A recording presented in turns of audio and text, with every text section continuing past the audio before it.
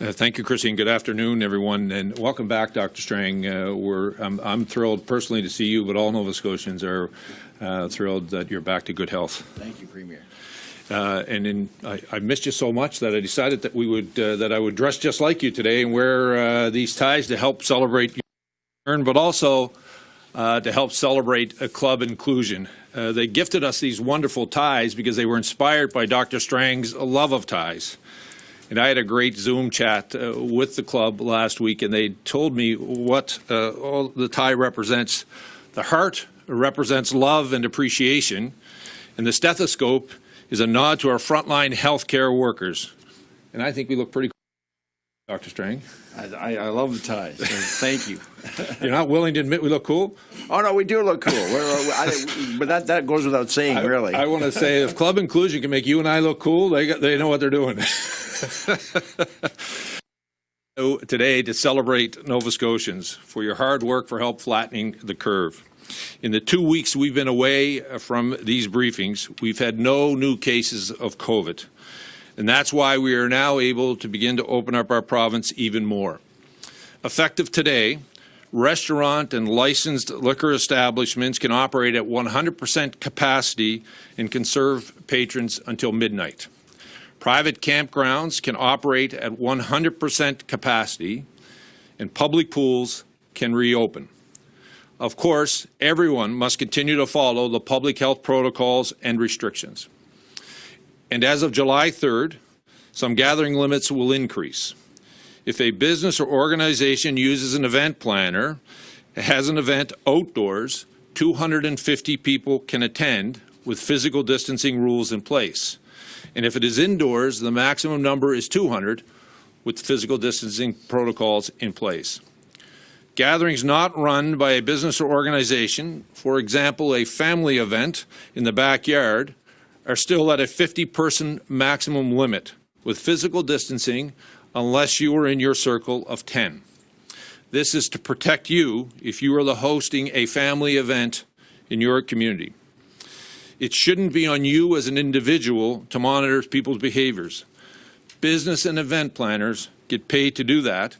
That is why they have a higher gathering limit. We know that Nova Scotians with intellectual and physical disabilities have faced additional challenges with COVID-19. And as things start to open up, those who live in homes funded by the Department of Community Services, who, like all Nova Scotians, have been cooped up for months following public health guidelines, can start getting back out into the community doing things they enjoy. We ask that Nova Scotians be kind and understanding as they begin to re-engage with our wider community. There is another community that many of you have been anxious to re-engage with. Here's long-term care. You've been having visits with your loved ones outdoors, but we understand you need to be able to visit them when you want and how you want. And Dr. Strang and I want you to know how much we appreciate how important this is for you and your family. And we are working on a plan to open up our long-term care facilities, but we are not there yet.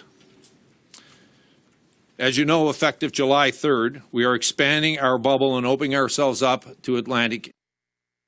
People from New Brunswick, PEI, and Newfoundland and Labrador can come to Nova Scotia, not self-isolate for 14 days. We want them to come and experience the beauty.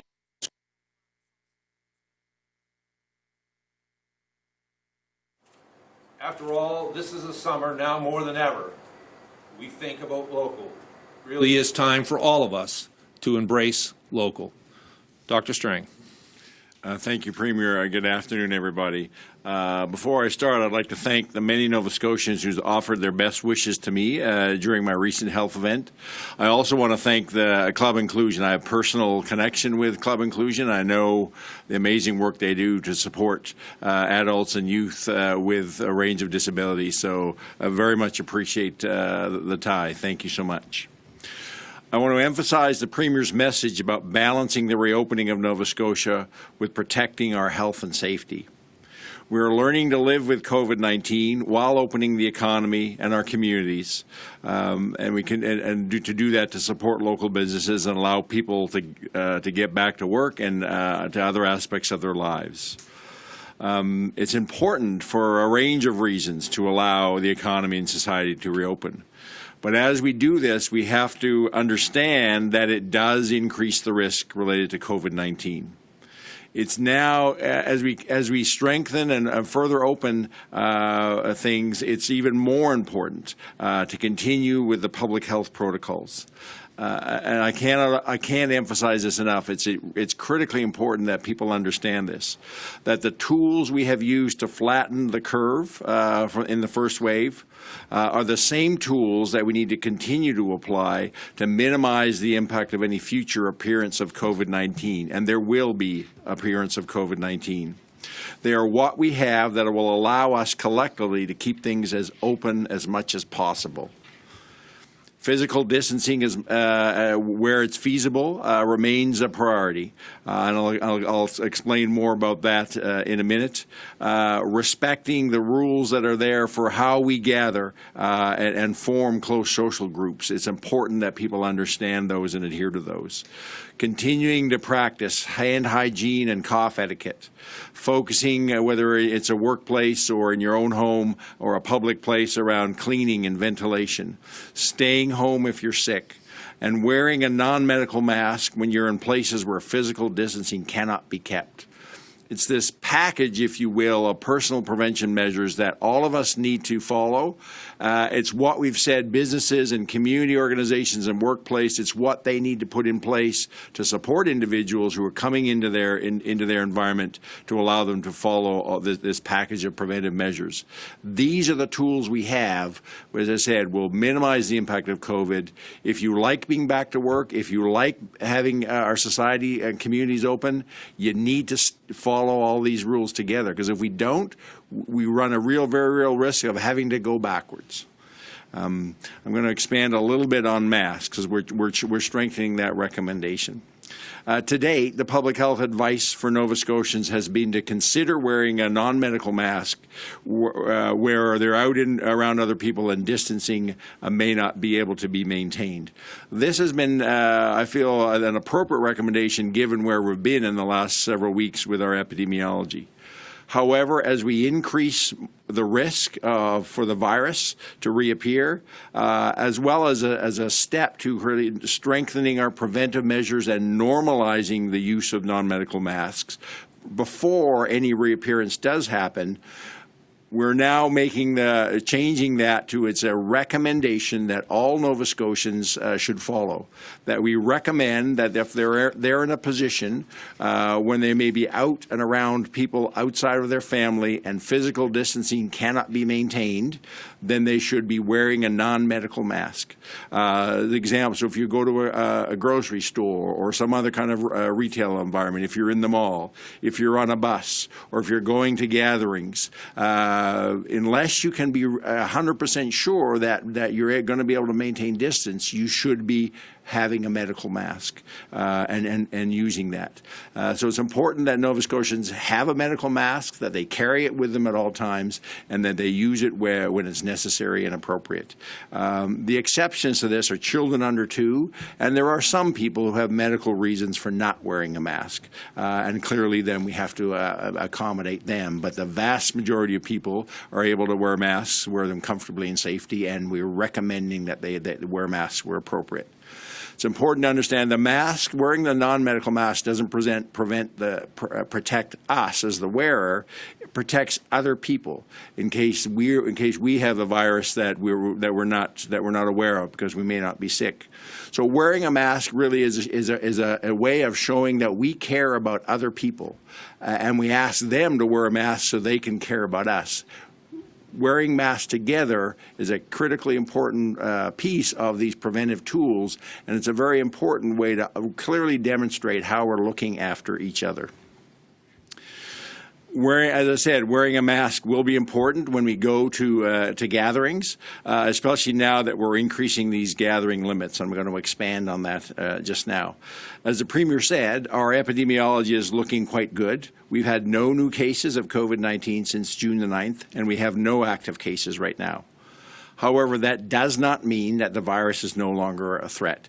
It could be here at a very low level, undetected, but as we're opening things up, we are having an increasing numbers of people coming into the province for various reasons.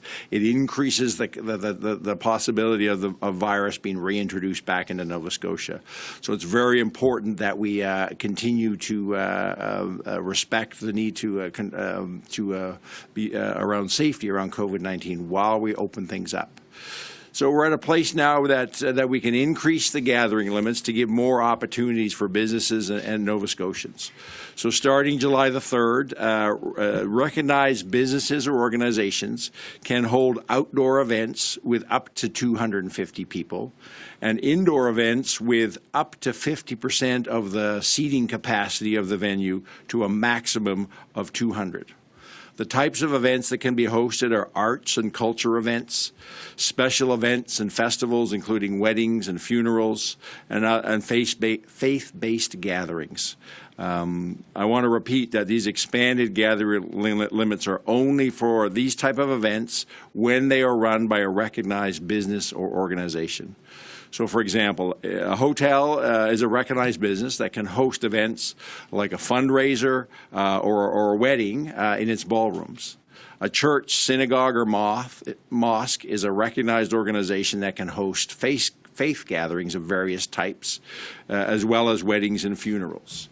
A theater is a recognized business that can host a range of arts performances. The responsibility is on the business or organization hosting the event to ensure that the public health measures are followed. For events that aren't run by a recognized business or organization, the gathering limit needs to remain at 50. So, for example, if you're holding a family-organized backyard wedding or a reunion, the limit is 50. That's because there is nobody to formally hold accountable for ensuring the public health measures, and we do not feel it's appropriate to have that burden placed on families. In all of these scenarios, physical distancing is still required unless you're in the same household or in the same close social group of 10 that we've used to replace what we previously had as bubbles. In addition, I really want to emphasize, and I'm going to talk more about these close social groups in a minute, but that if you're at any single event, you should be only in one single close social group.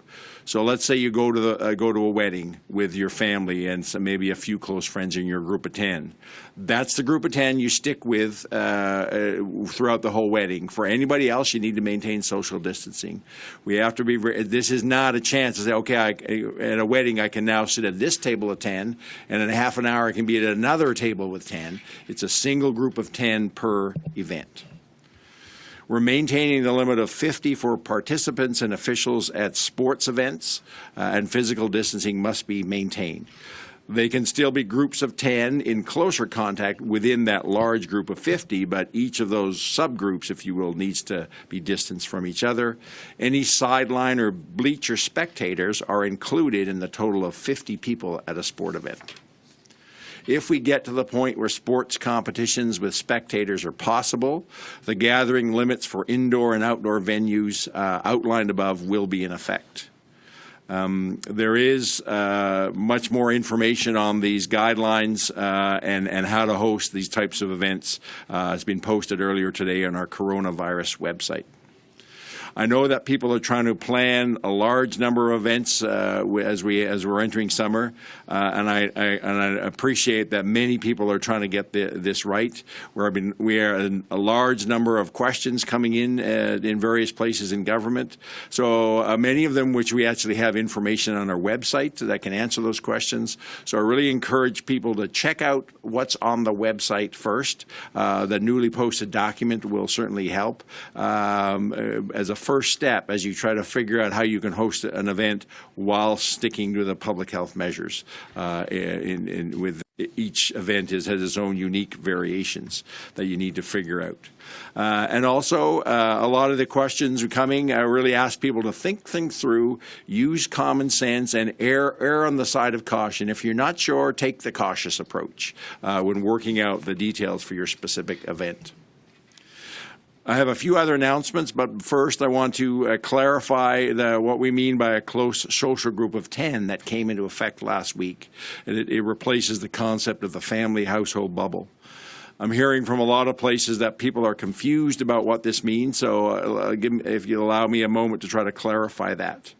The idea behind this is to allow more close contact for social purposes, but to do that in a safe way. So people need to choose very carefully who's in their group of 10, thinking about their own circumstances around are they in a work situation that puts them at increased risk of exposure? Do they have their own personal health risk because of age or medical conditions that will put them at greater risk for severe COVID-19? What about those same factors for other people in the group? We're asking people that you can choose who's in your group of 10, but again, this is limited. Ideally, people would have a single close social group. That's who they have the close social interaction with. But at the very least, people need to be thoughtful about how many groups they are in.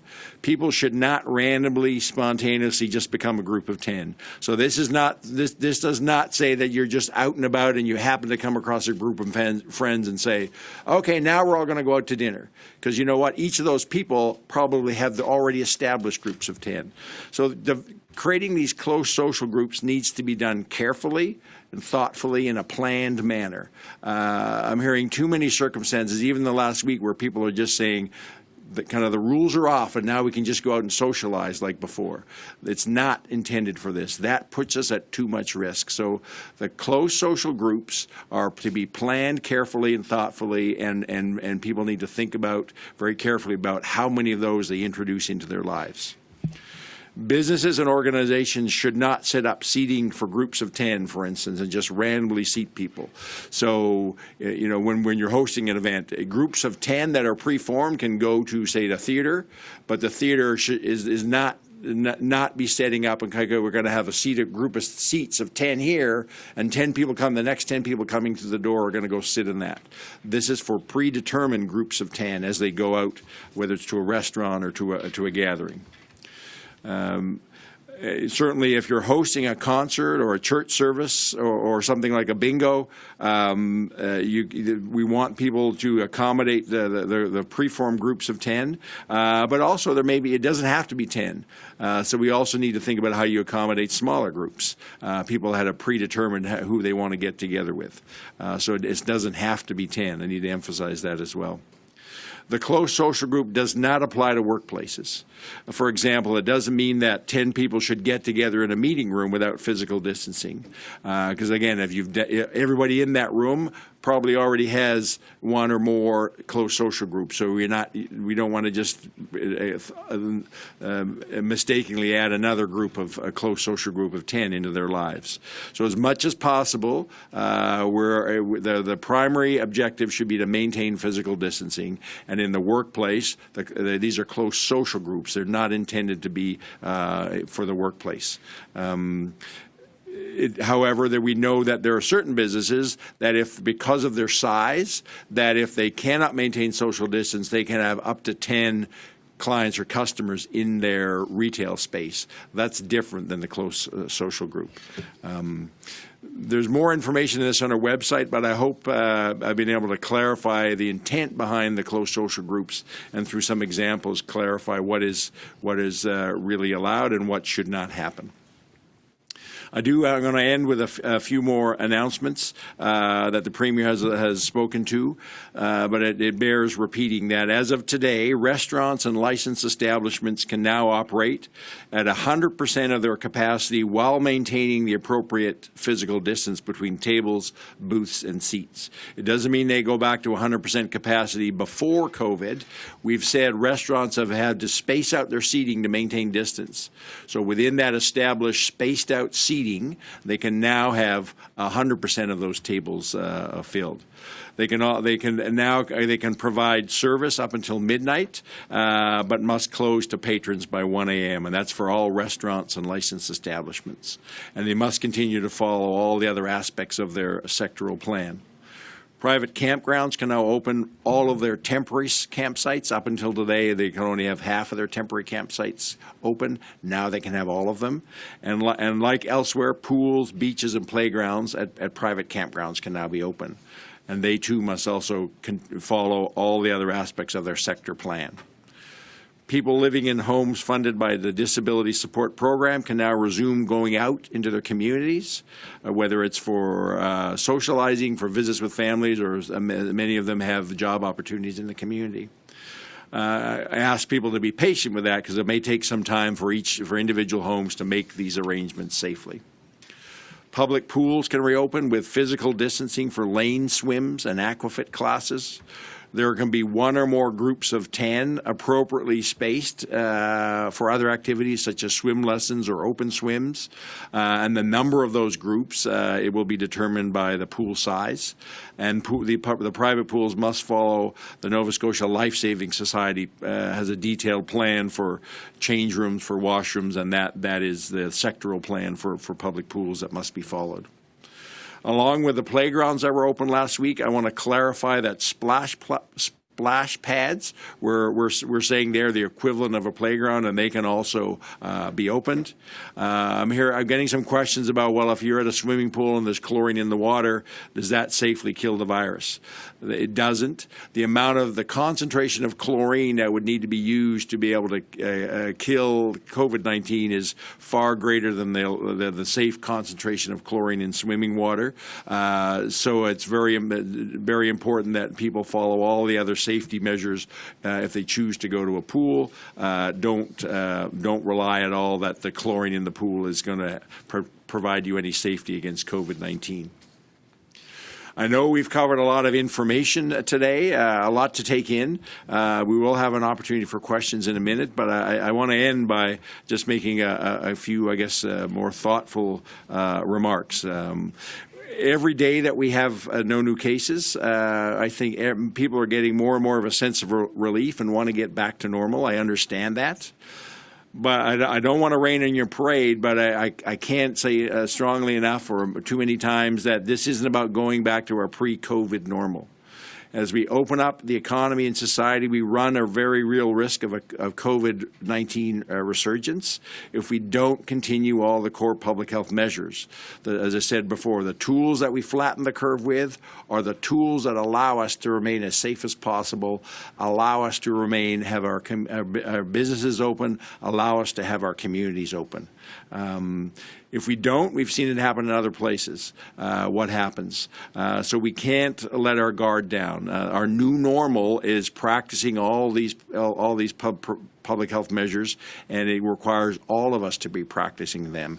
As I've said before, we look at other research, it only takes a small minority of the population to kind of let their guard off, and it puts all of us at risk. So we have a collective obligation to protect each other, and all of us follow the public health measures.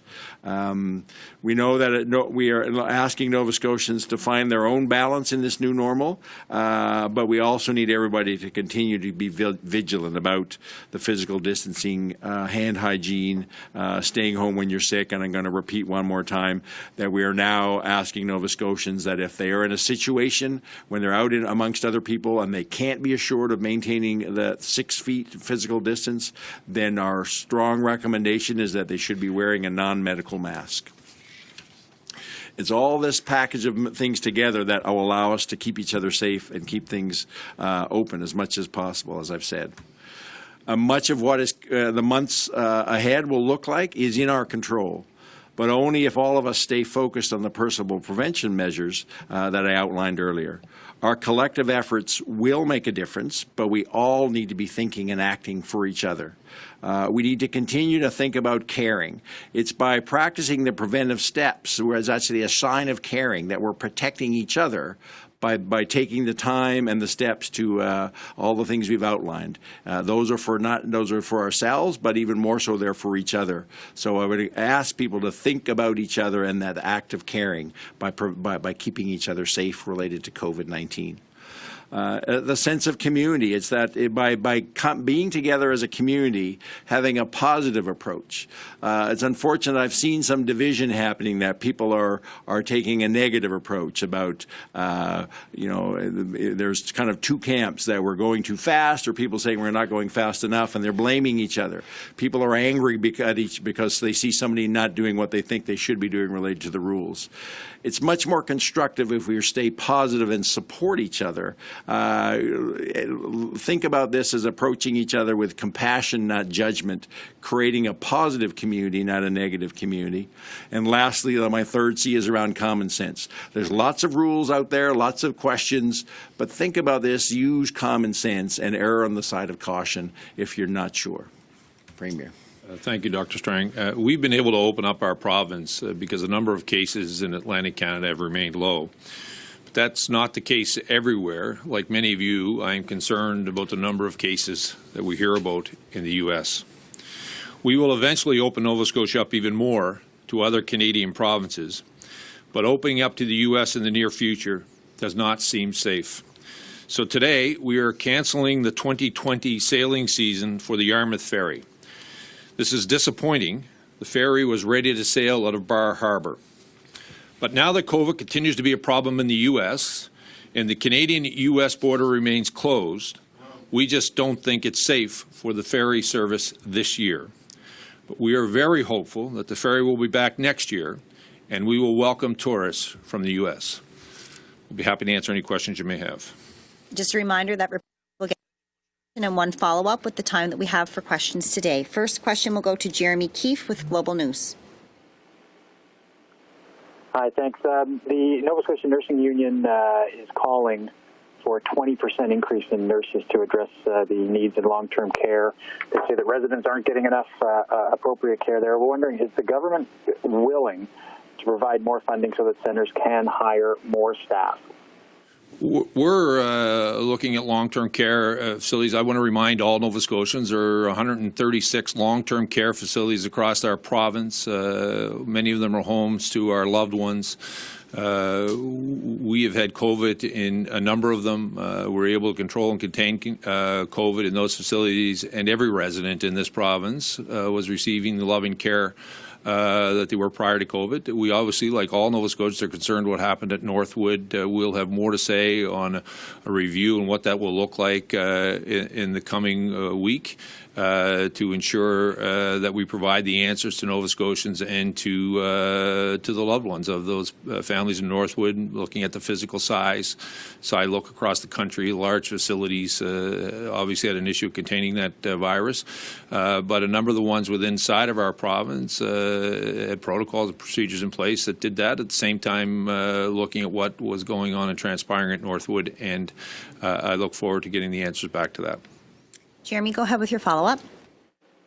Okay, in a week we're going to be moving toward the Atlantic bubble, and you had also mentioned about opening up at some point toward the rest of Canada. Wondering if we see a second wave here, what happens to the Atlantic bubble, and what happens to the Atlantic bubble if there's a second wave seen in any of the other provinces that we're going to be part of that bubble? So we're going to continue to work with Dr. Strang and Public Health to ensuring that we follow the advice of Public Health. One of the things that I was reassured with, and I think Public Health was, we saw an outbreak in northern New Brunswick that was contained very quickly. All of us are putting in protocols and practices. How do we contain the virus? And when we hit it, how do we go in and do rapid testing to ensure that we keep it low? I think the key for all of us is to continue to practice the good public health protocols, good hygiene, social distancing, wearing a mask when in doubt. Those are the kinds of things that will help us really prevent a surge in the second wave. I think ultimately people are losing sight of the fact what we're trying to prevent in future is a spike, a rapid spike over a period of time within our respective provinces and regions. And we're encouraged by what's happening in our sister province in Atlantic. We'll watch the epidemiology over the next couple of weeks. But, you know, if you look in Ontario and Quebec, we're seeing those numbers start drop, and we've seen the numbers starting to drop in Western Canada as well. I will add to that I'm now having weekly calls with my Atlantic Chief and my MOH colleagues specifically on this, so we're collectively keeping a close eye on what's happening in all our 4 provinces. Next question will go to Mike Gorman with CBC.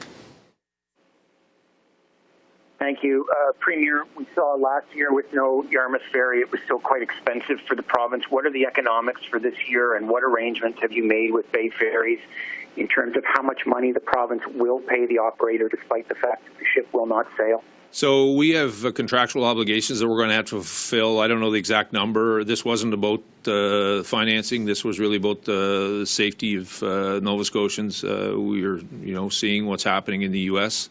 We did not have at that entry point the kind of screening that would be required, that we felt would be required at this time around assessing passengers, public health protocol, all of those types of things. So we took the decision to actually close it. At this time, there will be some savings. I don't know exactly what they are, but let me be clear, this was really about the health and safety of Nova Scotians. Mike, go ahead with your follow-up. Thank you. Premier, we've seen quite an expansion of opening rules over the last couple of weeks. And in light of that, I'm wondering at what point you and your ministers will resume face-to-face contact with reporters and why that hasn't happened yet. Listen, we're continually focused on making sure that we deal with the issue of COVID-19. Quite frankly, where we've been at. We've continued to be able to get our message out to Nova Scotians. You've been able to ask me questions. I've done many interviews prior to COVID-19 with you in different forms other than face-to-face. We will continue to practice this method of communicating with you and you to your listeners and viewers, and as well give us the opportunity to communicate to Nova Scotians. Next question will go to Nick Moore with CTV. All right, thank you. I know you said today that you're not ready at this point to expand on visiting at nursing homes, but we do know of some Northwood residents who were actually taken to stay with their family during the pandemic. They're wondering when or if those family members will be allowed to return to Northwood, and wondering if you can speak more about just what new or returning admissions to long-term care homes looks like right now. So overall, part of the work that's going on in the continuing care sector is about exactly that, around readmissions or new admissions, whether it's from hospital or community, as well as how to expand visiting. The specific question about residents of Northwood coming back into Northwood, I think that's a question best directed to Northwood, who would have the specific details on their own facility. Nick, go ahead with your follow-up. Yes, just on the changing recommendation for wearing a non-medical mask.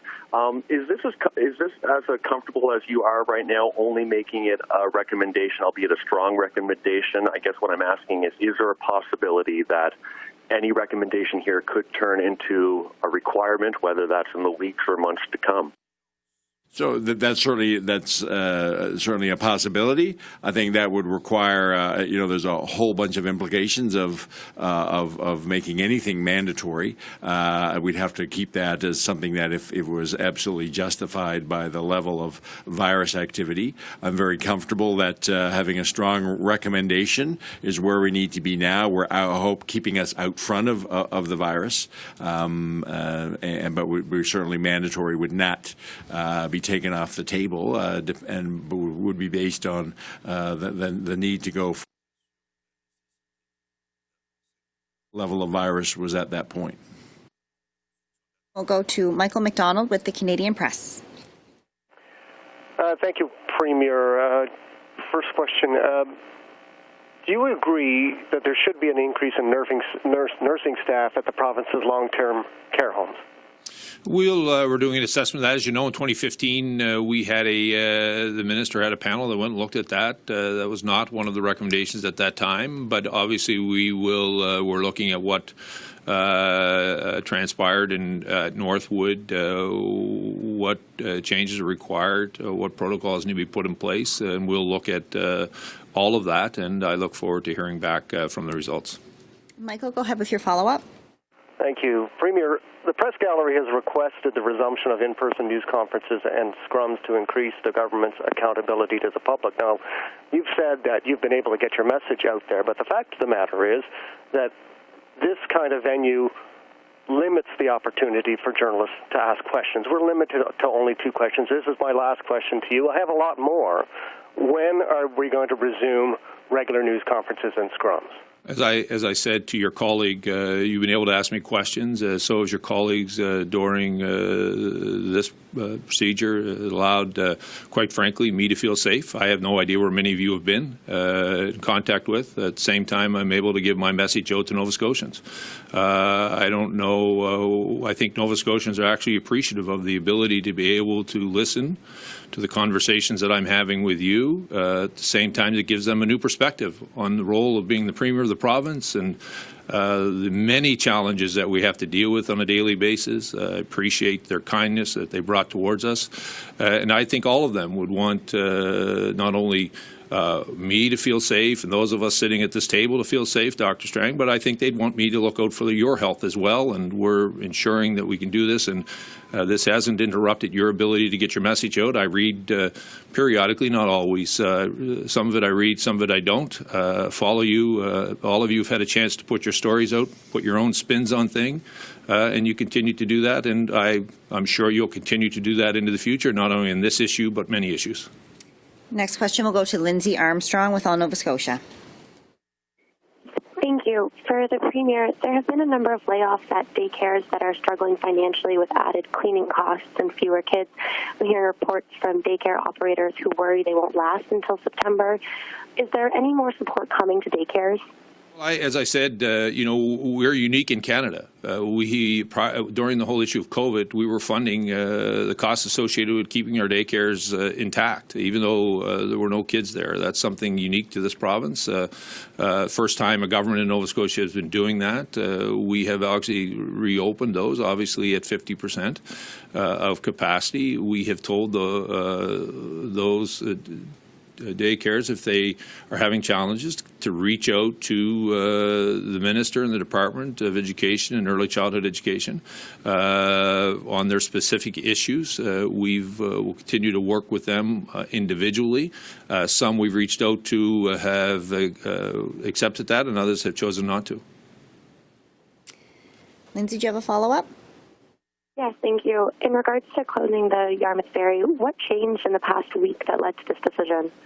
Well, I don't think it was something that within the last week. It's been looking at the epidemiology and, quite frankly, the number of cases that have been growing in the United States. We've obviously had different approaches on how to deal with the virus, how quickly we opened our economies, how often we were testing. All of those things were very different, and it's alarming when you hear the number of cases that are coming out of some of the U.S. states on a daily basis. So we felt it was better to give notice now to that community in Yarmouth, southwestern Nova Scotia, the province, to the operator and to businesses there to prepare for a season without that service. And it really is about the health and safety of Nova Scotians. We, as you know, coming into our airports, there's 4 of them now that welcome international travels. I think it's Toronto, Montreal, Calgary, Vancouver.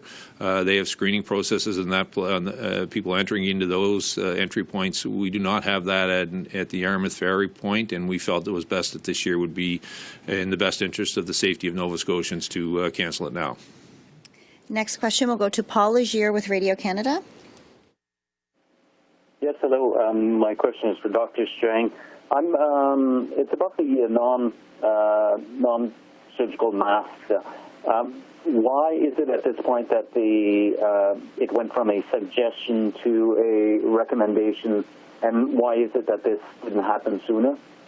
So as I said, I mean, we were very comfortable that in the last several weeks that our epidemiology was a point that there was a very low possibility of somebody in Nova Scotia having COVID-19, and therefore I think our recommendation on masks was appropriate for that level of risk. Now, as we're increasing the risk by further opening things up, starting to allow more people to come into Nova Scotia, that puts us that does inevitably increase the risk of COVID-19. Rather than waiting for that to happen and starting to see perhaps some increase, and then increasing our recommendation on masks at that time, I talked about it with my team, and we all felt that now is the time. Let's get out ahead of this as we're increasing risk. Wearing masks as part of that suite of prevention measures that together will limit any spread if and when the virus gets reintroduced to Nova Scotia. So let's not wait for it to happen. Let's get out in front of it. And part of this, quite frankly, is the majority of Nova Scotians right now aren't wearing masks. So this is about changing the norm.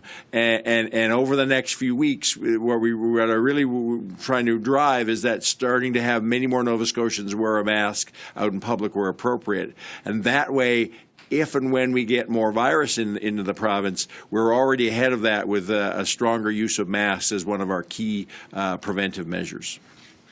Paul, do you have a follow-up? Yes, I do. Why not increase the risk to Nova Scotians? You said that now that we're increasing the risk by allowing people into Nova Scotia. Would it be possible not to increase the risk? So I think we have to appreciate that, first of all, the virus is not just about people coming into Nova Scotia. The virus still could be here in very low level. And as we open things up, it just gives more opportunity for the virus to be spread. But we also have to understand part of opening up our economy, we cannot live in an isolated bubble forever. That we're necessarily tied to our Atlantic province, our Atlantic neighbors first, but it goes beyond that. There's lots of discussions about when we might be able to open up broadly across Canada at my level with all the chief MOHs.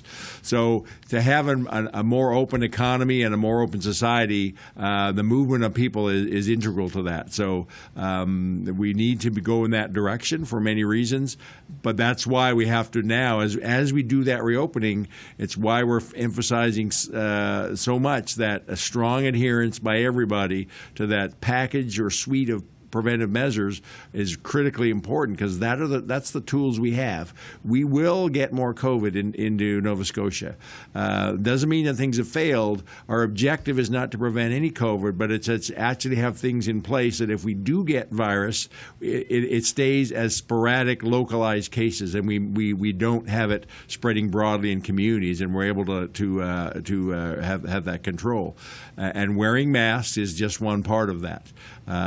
So again, we have to open up, which includes more movement of people. That's necessary. So it's always this balance about opening up, but having the right levels of safety in place as well. Next question will go to Tim Biscay with the Halifax Examiner. Hi, thank you. I'm not sure who this is a question for, but the universities, most of them have announced they're going online. But at the same time, several are opening their residences in the fall, apparently for people from out of province to come. It strikes me as odd that, it's deemed not safe to meet in the classroom, but they're providing the social opportunities, I guess, for people to go to the bars and whatnot at night. I wonder if there's any worry or a plan, some sort of concern about how that unfolds in the fall. Yeah, I'm involved in ongoing discussions through Labor and Advanced Education with the university presidents and the university sector.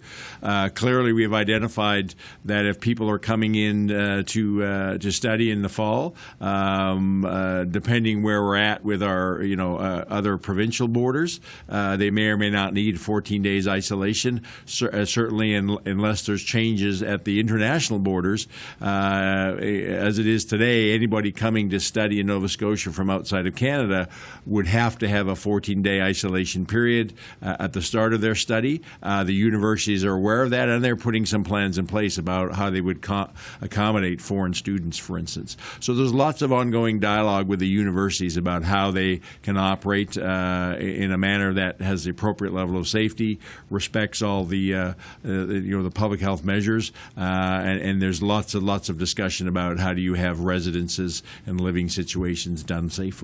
And I haven't spoken directly to any one university, but your assertion that all of their classes will be online, I don't believe is accurate. They're doing a hybrid of what they will be doing in classrooms. Labs will require to follow public health protocols. And I have way more confidence in those university students who choose to come to Nova Scotia and work that they're doing more in this province than just going downtown to the bars. They're actually continuing to build their life and is using the great educational institutions we have not only to further their great education but to help us build our economy when they graduate. Tim, go ahead with your follow-up. Yeah, Dr. Strang, you have, I think, correctly suggested that we'll see future cases of COVID in the province, and the goal isn't to eliminate that, but to contain this. But through I guess what we can characterize as the first wave now, because it's behind us, you were reluctant and declined to have like zones of different kinds of enforcement in different areas. So when we do get those new cases moving forward, will you impose new restrictions that are province-wide, or might we see some geographically specific restrictions? So that's a theoretical question. I think as we see more cases, we will be responding in a more precise way, whether that's based on geography or some kind of other approach. That if we can limit spread within a whether it's a single workplace or community based or a group of people, it all depends on the circumstances of how the cases occur and having a more targeted, focused approach. Geography may or may not be part of that. Next question will go to Kyle Shaw with the Coast. Hi. For the Premier, will the province be providing any financial support or insurance to arts and cultural organizations that move now to invest in programming, as per today's announcement, but risk the potential cancellation of their event and their performer in the future if a wave 2 comes?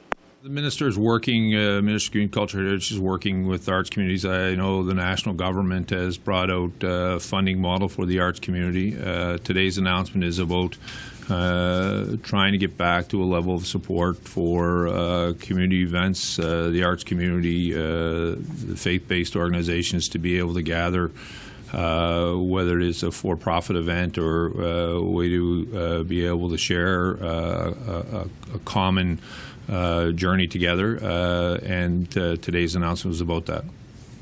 Kyle, do you have a follow-up? Yes, it's for Dr. Strang, and welcome back, Dr. Strang.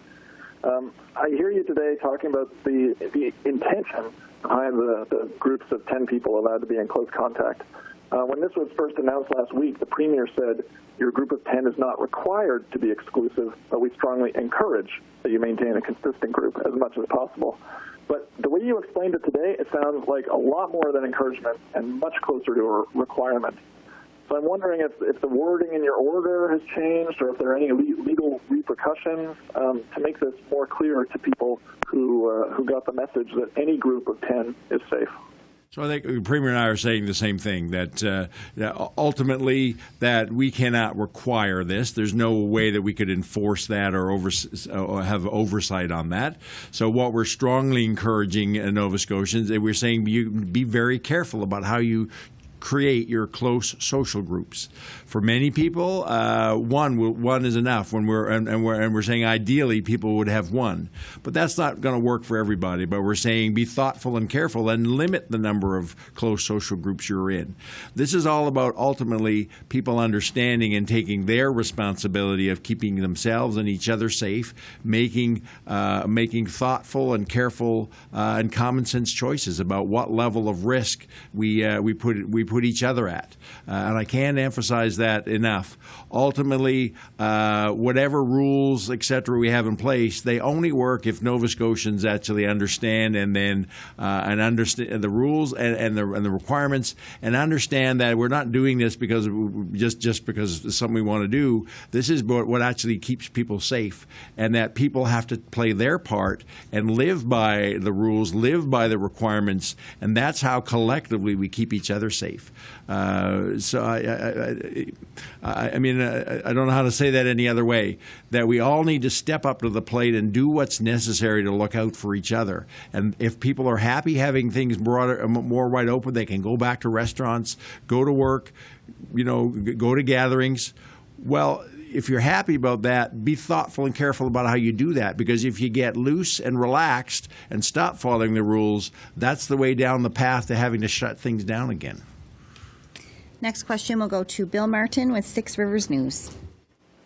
Dr. Strang, early on you suggested that your science-based decision-making would be precedent-taking. You suggested at one point that when you came up with relaxing some of the guidelines, you would want at least the 14-day incubation cycle and preferably 28 days. In recent days, we're seeing weekly changes without giving the opportunity to test the waters, so to speak. How did you make that change?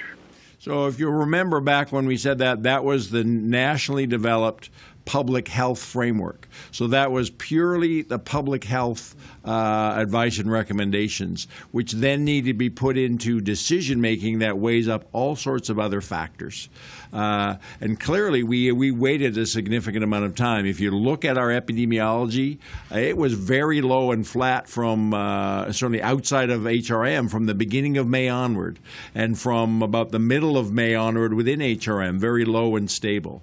So we actually went very slowly at the beginning, and now here we are at the end of June. We've taken some steps in June, and there have been 2 weeks between those steps. But if you look at the trajectory of our epidemiology, we have been thoughtful and careful. It hasn't necessarily all been along that 28 days, but again, that's just the public health advice, which has to be then weighed up on a bunch of other factors. I'm comfortable that we have taken the right time and approach, looked at the epidemiology, but also looked at other factors around the impacts of keeping the tight restrictions, and there are many impacts of those, economic and otherwise, that have to be factored in as we make these decisions as well. Bill, do you have a follow-up? No, thank you. That's fine. And that's all the reporters that have questions for today. Thank you, Chrissy. Dr. Strang talked about masks earlier in his remarks. I want to take a moment to talk to you about my own experiences about wearing a mask. It's not something that I have done regularly. If I go into a business that has a plastic shield between me and the employee, I don't wear a mask. If I was able to distance myself, I didn't wear one. And even when I see others wearing them, I didn't always wear one myself. I've had to rethink this and do a bit of soul searching. After all, when someone is wearing a mask, they are protecting me and others. So I need to do the same for them. Dr. Strang and I are not wearing masks right now because we're able to maintain our physical distance of 6 feet. Dr. Strang has given us the science and told us when it is appropriate to wear a mask. Definitely when we can't distance, but you should feel it's okay to wear a mask whenever you want to, especially when you see others wearing a mask to protect you. It's about respect. It's about trying to protect you and us trying to protect them. Why wouldn't we do that for them? They're doing it for us by wearing a mask. It would be respectful for us to wear one to protect them. So don't think of it as a task. When in doubt, wear a mask. Have a nice weekend. Happy Canada Day.